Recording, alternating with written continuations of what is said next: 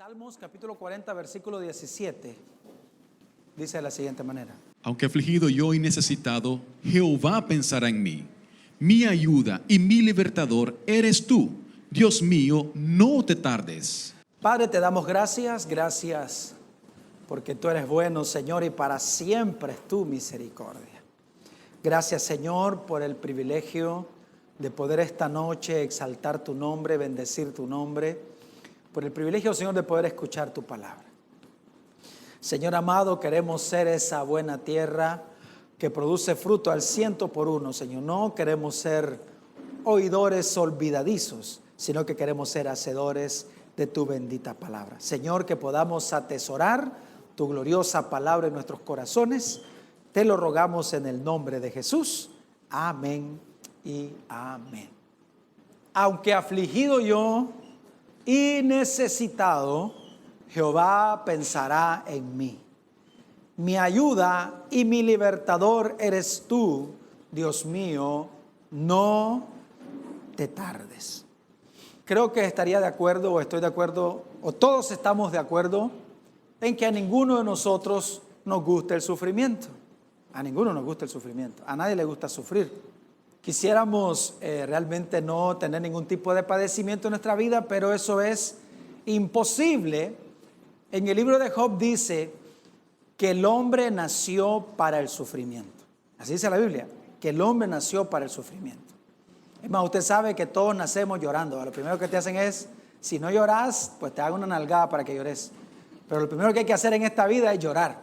O sea que todos los hombres van a padecer en esta vida. Entonces es imposible que un ser humano no experimente algún tipo de sufrimiento. No importa la condición social, no importa si es inteligente, no importa si es algo brutito, no importa, o sea, todos vamos a sufrir de diferentes maneras. Y los cristianos no somos la excepción. Es más, le voy a decir algo, normalmente los cristianos vamos a sufrir más.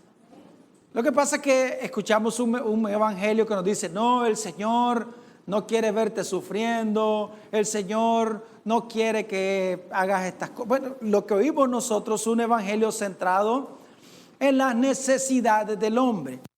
Pero entendemos por el evangelio de Jesucristo, no por los pensamientos humanos, sino por el evangelio de nuestro Señor, que todos los hijos de Dios vamos a padecer muchas aflicciones en esta vida. No algunas, muchas aflicciones. El apóstol Pablo, para consolar a los hermanos, él dice, porque es necesario que a través de mucho sufrimiento podamos entrar al reino de los cielos. ¿Se acuerdan? Eso dijo el apóstol Pablo, dijo, porque es necesario que a través de mucho sufrimiento podamos entrar al reino de los cielos.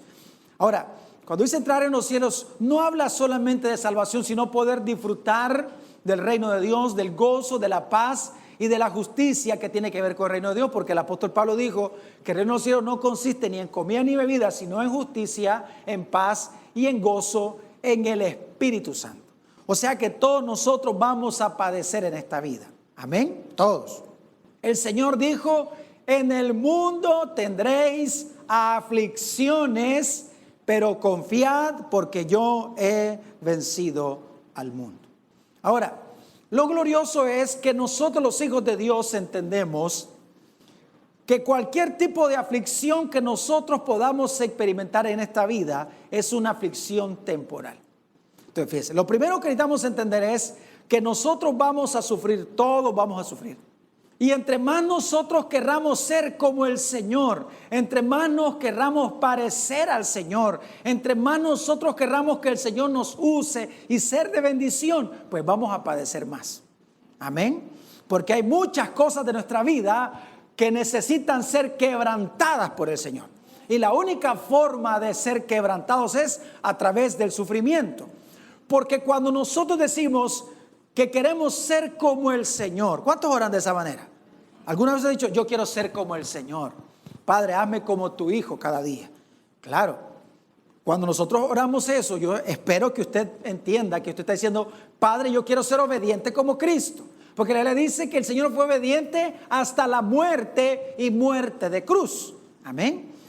O está pensando, quiero ser como tu hijo, multiplicar los panes y los peces. Quiero ser como tu hijo y limpiar leprosos. No, porque quiero que entienda, o sea, la Biblia también encontramos en la Biblia hombres, aparte del Señor, que hicieron tremendos milagros, que Dios hizo tremendos milagros a través de su vida.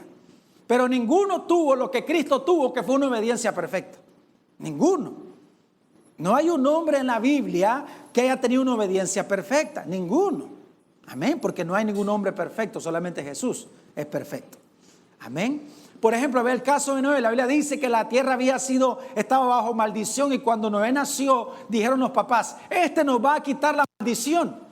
¿Y qué fue lo que hizo? Terminó maldiciendo a sus nietos.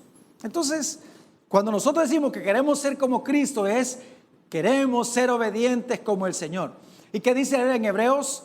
Que Cristo, por lo que padeció, aprendió la obediencia. O sea que el padecimiento de Cristo fue lo que hizo que Él fuese obediente, o que mostrase una obediencia perfecta al Señor. Porque sin sufrimiento mi obediencia no puede ser probada. Yo le pregunto a usted, ¿es usted una persona obediente o desobediente? ¿Usted sabe si es obediente? Pero normalmente actuamos con desobediencia y por eso somos quebrantados por el Señor. Fíjense que lo que dice Hebreos dice que por lo que Cristo padeció aprendió la obediencia, y una vez que fue perfeccionado vino a ser autor de eterna salvación para todos aquellos que confiamos en Él. O sea que la obediencia del Señor fue una obediencia perfecta. Ahora la pregunta es, ¿cuántos quieren caminar en obediencia perfecta? Bueno, les voy a hacer una prueba de rescate. ¿Cuántos realmente quieren caminar en una obediencia perfecta al Señor? O usted dice, bueno, que sea medio obediente, lo importante es ser mejor que fulano. Porque hay gente que así piensa, ¿no? Uno tiene que desear caminar en obediencia perfecta al Señor. Porque el Señor Jesús dijo, sed pues vosotros perfectos como vuestro Padre que está en los cielos es perfecto. El Señor le dice a Abraham, Abraham, yo soy el Dios Todopoderoso, anda delante de mí y sé perfecto. Nosotros necesitamos buscar la perfección. Ahora, pero quiero que entienda que los que buscamos la perfección nos vamos a encontrar con la aflicción, con el sufrimiento. Entre usted más quiera ser como el Señor, entonces usted va a sufrir más. Por eso es que ve que las personas que estuvieron más cerca del Señor fueron las que padecieron más.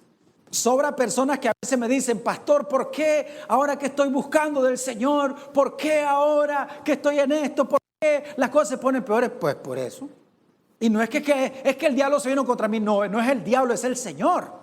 Que dice, Señor, ¿querés que te use? Entonces el Señor comienza a trabajar en nosotros y lo hace por medio del sufrimiento. Entonces, lo primero es que el Señor nos va a afligir muchas veces y de muchas maneras. Amén. Lo segundo es, muy importante, es que debemos de entender que cualquier aflicción que experimentemos en nuestra vida es temporal. Amén, es temporal. La aflicción va a durar el tiempo que nosotros aprendamos lo que Dios nos quiere enseñar. Ese es el tiempo de la duración de la enfermedad, o por lo menos de la aflicción o de cualquier cosa que nos esté causando aflicción. Por eso Salmos 37 dice de la siguiente manera. Considera al íntegro y mira al justo, porque hay un final dichoso para el hombre de paz. ¿Oyó eso? Considera al íntegro y mira al justo, porque hay un final dichoso para el hombre de paz. Entonces, toda aflicción que nosotros atravesemos en nuestra vida es temporal. Solamente Dios es eterno. Amén, hermano. Solamente Dios es eterno. A veces parece que las aflicciones que estamos experimentando son que como que nunca van a terminar, pero todas las aflicciones terminan. Amén. De una u otra manera. De una u otra forma el Señor siempre se va a glorificar en nuestra vida. Ahora, número 3, toda aflicción que Dios permite, y esto es lo más glorioso, que Dios provoque en nuestra vida, siempre tiene un bendito propósito. Amén, siempre tiene un bendito propósito. Dice la Biblia que el Señor habló con los judíos y Él les dice en Deuteronomio capítulo 8, le dice el Señor, ¿cuál fue la razón por la cual el Señor los trajo a ustedes al desierto? El Señor les dice, para saber lo que había en su corazón. Porque déjeme decirle, nosotros solo mostramos lo que hay en el corazón en el tiempo de aflicción. En el tiempo de la abundancia todos somos los mejores cristianos del mundo. En el tiempo de bonanza todos somos los mejores hijos de Dios que puedan existir, los más agradecidos. Y alabamos al Señor y bendecimos al Señor y danzamos y todo lo que hacemos en el momento que las cosas están bien. Pero cuando la situación es difícil es cuando realmente se muestra lo que hay en el corazón. Y eso usted lo puede ver a través de las Escrituras. Dice la Biblia que cuando Moisés llega con Aarón y los ancianos reciben a Moisés y reciben la noticia de parte del Señor, el Señor me ha mandado para que los liberte, para sacarlos a ustedes. Y todos estaban alegres y Moisés haciendo las señales y gloria a Dios, todos contentos. Pero cuando dice la Biblia que Faraón dijo, la razón por la que este pueblo está pensando en rebelarse es porque están desocupados, están ociosos. Ahora les vamos a imponer la misma labor que tenían, pero no les vamos a dar paja para que hagan el adobe, lo tienen que ir a recoger. Y dice la Biblia que tenían que entregar la misma cantidad de trabajo y por eso los azotaban. Y entonces se enojaron contra Moisés y le dijeron, ¿a eso vinieron para que nos mataran? Hermano, a nosotros se nos va el gozo de una forma tremenda. Nosotros pasamos del gozo a la frustración de una manera impresionante. Por eso es que somos afligidos. Y la aflicción en nuestra vida siempre tiene un bendito propósito. ¿Y sabe cuál es el propósito de Dios? Transformarnos a la imagen del Señor. Ese es el propósito de Dios. A veces pensamos, el Señor te está afligiendo porque te quiere dar un carro. Pero no va a hacer eso. Es que el Señor te está haciendo pasar por eso porque te quiere dar una casa. Imagínense, son cosas de la tierra, son añadiduras.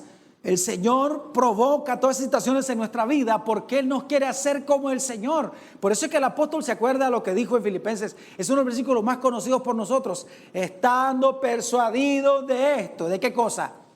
Que el que comenzó en vosotros la buena obra la va a perfeccionar hasta el día de Cristo. O sea que el Señor nos está perfeccionando. Y le voy a decir una cosa. Si usted no experimenta sufrimientos en su vida, usted no está siendo perfeccionado por Dios. Usted está sentado ahí de lo más tranquilo, pero usted no está siendo perfeccionado por Dios. Porque la perfección del Señor, el perfeccionamiento del Señor, siempre traerá dolor a nuestra vida. Porque recuerde que Él es el alfarero, nosotros somos el barro, y Él comienza a formarnos y Él comienza a tratar con algunas áreas de nuestra vida. Y el Señor siempre provoca sufrimiento para que podamos ser como el Señor. Por eso es que Isaías 53, ¿de qué habla Isaías 53? Habla acerca del siervo sufriente. ¿Quién es el siervo sufriente? Isaías 53, ¿quién es el siervo sufriente? Cristo es el siervo sufriente, varón de dolores, experimentado en quebranto. Y comienza a hablar acerca de todas las situaciones que el Señor Jesús enfrentó. ¿Cuántos queremos ser como el Señor? O sea que queremos ser varón de dolores, experimentados en quebranto. Mujeres de dolores experimentadas en quebranto. Pero queremos ser como Cristo sin el quebranto. No se puede. No se puede. Pero qué tremendo es saber que en medio de la aflicción el Señor está pensando en nosotros. ¿Y qué está pensando? ¿Cuál es su pensamiento, su propósito? Hacernos como el Señor, hacernos como su Hijo. Hasta que todos lleguemos a la estatura del varón perfecto. Y quiero que entienda, uno no llega a la estatura de Cristo sentándose a leer la Biblia día y noche. Pues está bien, hay que leerla, hay que orar. Pero lo que hace que crezcamos son las pruebas de nuestra fe. Porque la Biblia dice que la prueba de nuestra fe trae paciencia, produce firmeza, produce entereza. Eso es lo que produce nuestra vida. O sea que nos hace como el Señor. Amén. Toda aflicción que Dios provoca siempre tiene un propósito en nuestra vida. Y quiero que usted piense en esto, es muy importante. No tiene nada que ver con las cosas de la tierra. Amén. Usted no padece por nada de la tierra. Usted padece por la vida de Cristo en usted. Simplemente, no hay otra razón. No le busque razones materiales, es que el Señor me quiere dar el doble. Porque mucha gente piensa en Job cuando dice, ¿qué fue lo que hizo Dios al final con Job? Dice que le duplicó todo lo que tenía. Pero jamás fue el deseo de Dios ese. El deseo de Dios era que Job entendiera lo que él dijo. De oídas te había oído, pero ahora mis ojos te ven. O sea, lo que trajo esa situación terrible de sufrimiento fue un mayor conocimiento de Job, o sea, del Señor en la vida de Job. ¿Cuántos queremos conocer al Señor? No se puede sin sufrimiento. Porque si no hay sufrimiento, entonces lo único que tendremos en nuestra vida será un conocimiento intelectual acerca de quién es Dios. Y entonces lo que va a pasar es que vamos a decir, de oídas te había oído, como Job, ¿se acuerda? Imagínense Job, que pasó situaciones tan terribles en su vida, dice eso, de oídas te había oído. Ahora yo me puedo pensar y digo, ¿y yo qué? ¿Cuál será mi conocimiento de Dios? Qué tremendo eso. Entonces, el propósito de Dios es que seamos como Cristo. Por eso constantemente vamos a sufrir. Constantemente vamos a sufrir.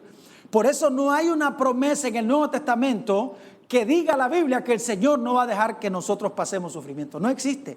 Y si hay alguna, usted enséñemela y nos tomamos una foto y le invito una coca a la salida.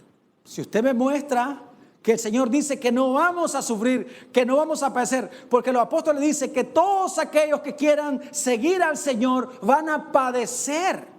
Y los primeros cristianos tenían un doble padecimiento porque eran perseguidos, porque los mataban literalmente. Pero nosotros tenemos un padecimiento, y el padecimiento es el que provoca el Señor en nosotros para hacernos como Cristo. Pero yo sé que la mayoría de nosotros le tememos al sufrimiento. Pero le tememos al sufrimiento porque no hemos entendido lo que el sufrimiento provoca en nosotros. Entonces, normalmente las causas de nuestra aflicción, ¿cuáles son? Porque el Señor nos está transformando en la imagen de Jesús, y por eso el Señor constantemente nos está disciplinando. ¿A cuántos Dios los ha disciplinado?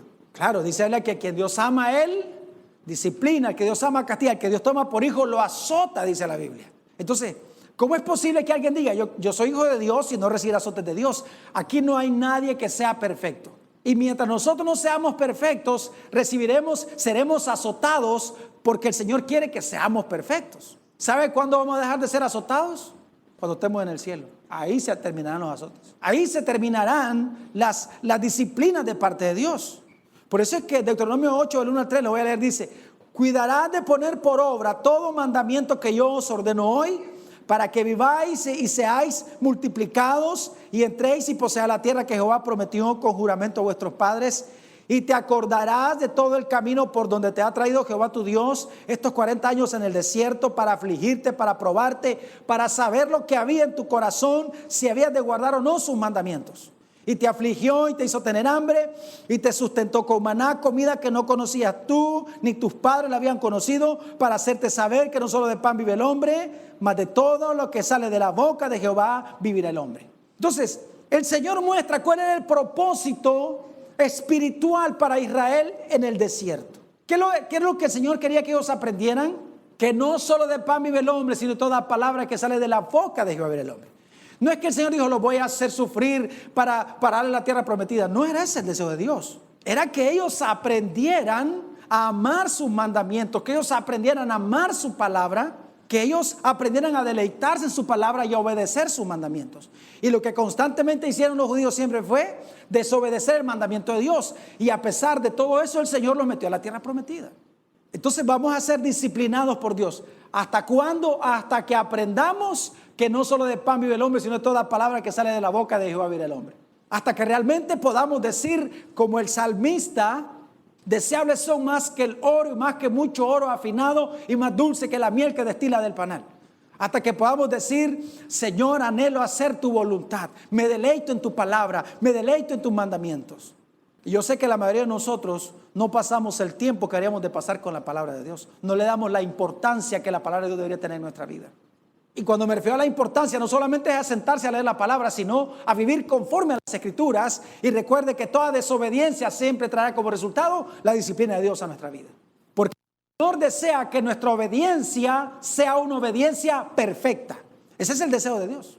Por eso es que Él dijo que debemos de orar: venga tu reino. Señor, gobierna mi vida, establece tu reino en mi vida. Pero la mayoría somos de aquellos que el Señor dijo: ¿por qué me dicen Señor, Señor, y no hacen lo que yo les digo?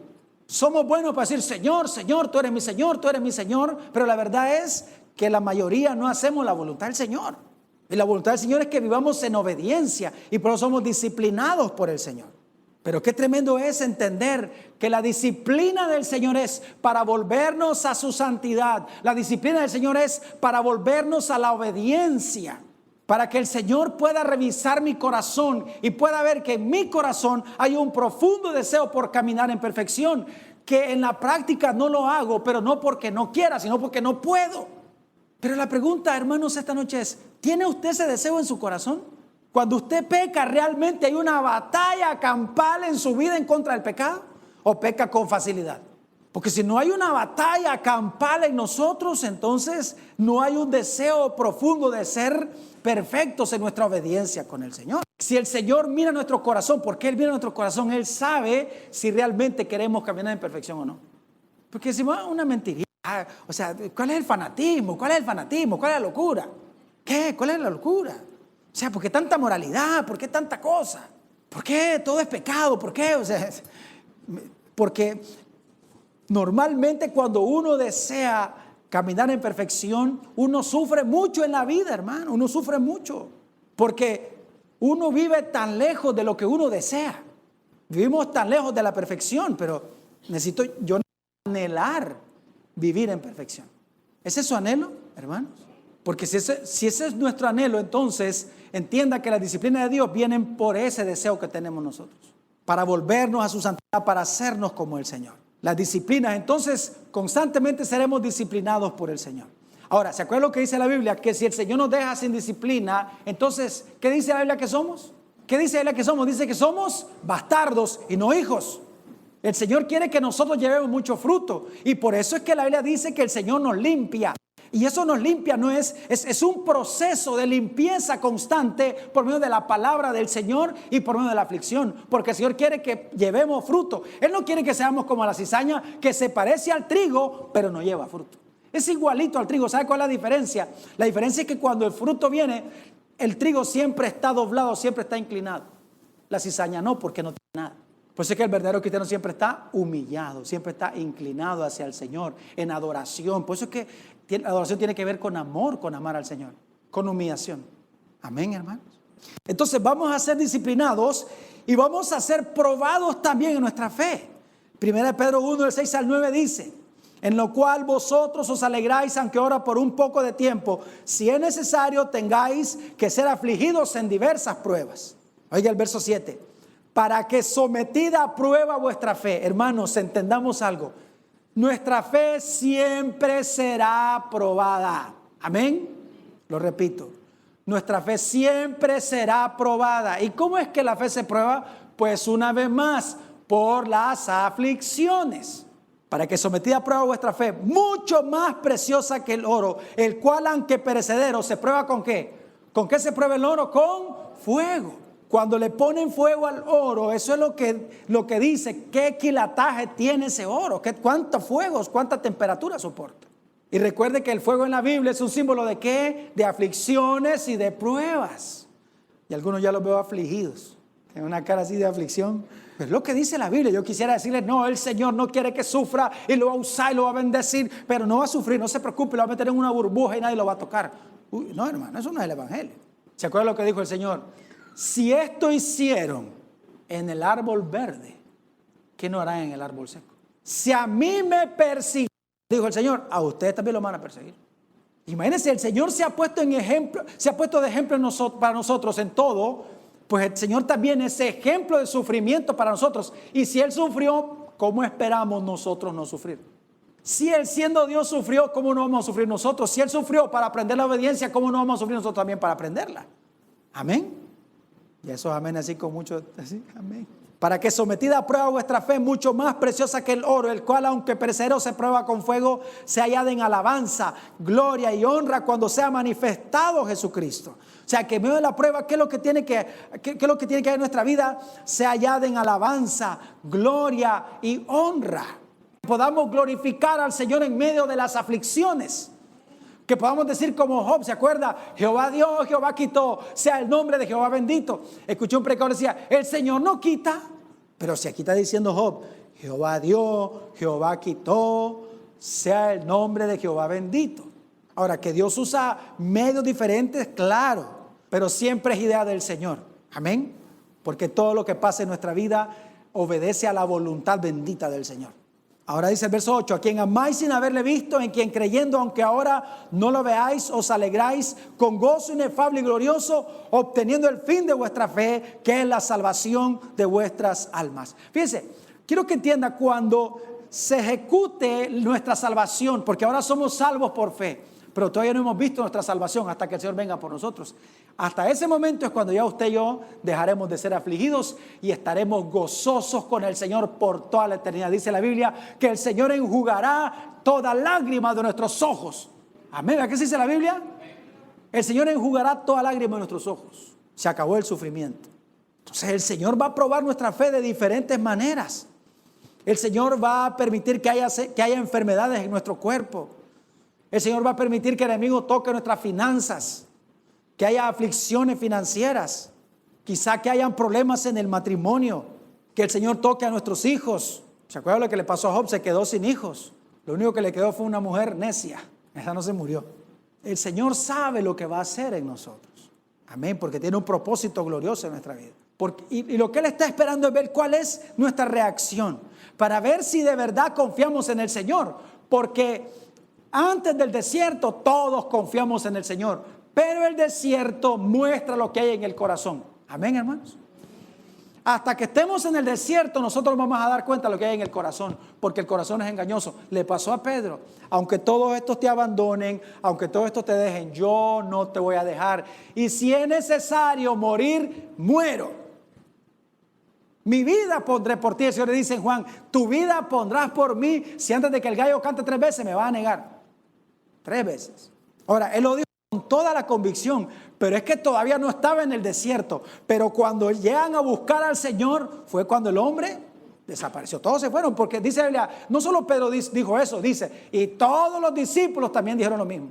Ahora, no me malentienda, Pedro era un hombre tremendo y valiente de Dios, porque todos se fueron, pero ahí andaba. Él estaba viendo, aunque sea de larguito, pero ahí estaba. Los otros no estaban, pero ni de larguito, no andaban por ahí. Pero el desierto probó lo que había en el corazón de Pedro. Y ahí se dio cuenta que realmente él no era lo que él pensaba que era. Por eso después fue confrontado por el Señor. Es que la bendición siempre va precedida de la aflicción, pero quiero que una vez más no pensemos en bendición con cosas de la tierra, sino con cosas celestiales, con la manifestación del Señor en nuestra vida, hermanos. Eso tiene que ser nuestro deseo, que el Señor sea visible en nuestra vida, que la gracia del Señor se manifieste a través de nuestra vida. Pero para que la gracia se manifieste hace falta que pasemos situaciones difíciles, quizá que seamos traicionados, quizá que seamos calumniados, para que aprendamos a dar de gracia a otras personas, darle perdón a alguien que no merece ser perdonado, porque es lo que hemos recibido de parte de Dios. Amén. Porque todo lo hemos recibido de parte de Dios nosotros de pura gracia. El Señor perdonó nuestros pecados de pura gracia, perdona nuestras ofensas de pura gracia, nos da misericordia todos los días. Dice la Biblia que Él renueva cada mañana sus misericordias. Amén. ¿Cuántos quieren ser misericordiosos? Eso significa ser como Cristo. Y para ser misericordioso yo necesito que alguien tenga una mala actitud hacia mí para yo darle misericordia. Amén, hermanos. Si quiero ser generoso como Cristo, yo necesito una persona que tenga una necesidad y yo suplir esa necesidad. Porque yo no puedo saber si soy generoso si no hay personas necesitadas. Amén. Por eso es que los que estamos casados, el matrimonio es un tremendo ejemplo donde nosotros podemos ser como el Señor y dar misericordia. Recuerde que la misericordia es no darle a alguien lo que se merece. Esa es la misericordia. Entonces, los esposos necesitamos misericordia. Nuestros hijos necesitan misericordia. Necesitamos gracia. Necesitamos que el Señor se manifieste en nuestra vida. Por eso somos quebrantados y por eso es que pasan situaciones difíciles en nuestra vida, para que realmente podamos nosotros saber lo que hay en nuestro corazón y poder realmente venir a Señor, sí, Señor, purifica mis deseos. Yo no quiero a la hora de la verdad fallarte. Santiago 5:11 dice: aquí tenemos por bienaventurados a los que sufren. Oiga eso. Es aquí que tenemos por bienaventurados a los que sufren. Habéis oído de la paciencia de Job y habéis visto el fin del Señor, que el Señor es muy misericordioso y compasivo. ¿Cómo es el Señor? Es muy misericordioso y compasivo. Quiero que entienda algo, hermanos. Usted y yo vamos a ser perfeccionados. Un día seremos perfectos. perfectos. Pero el Señor no va a esperar hasta el día de nuestra muerte para perfeccionarnos. Él nos va metiendo en un proceso de perfección. Cuando Adán y Eva estaban en el huerto, ellos eran perfectos, pero todavía podían alcanzar un mayor nivel de perfección. ¿Por qué? Porque mientras alguien todavía puede pecar, no es plenamente perfecto. Por eso es que el Señor Jesús era plenamente perfecto, porque dice la Biblia que Él fue tentado en todo y sin pecado.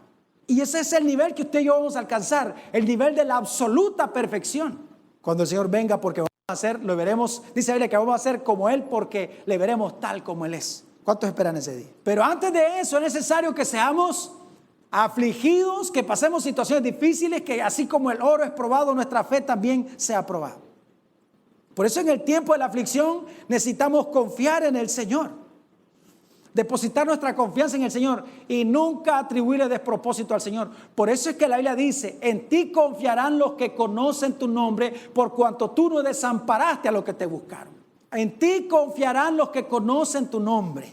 Si yo no conozco al Señor, entonces, ¿qué va a pasar en la aflicción? Lo que voy a hacer es, igual que Israel, voy a murmurar del Señor.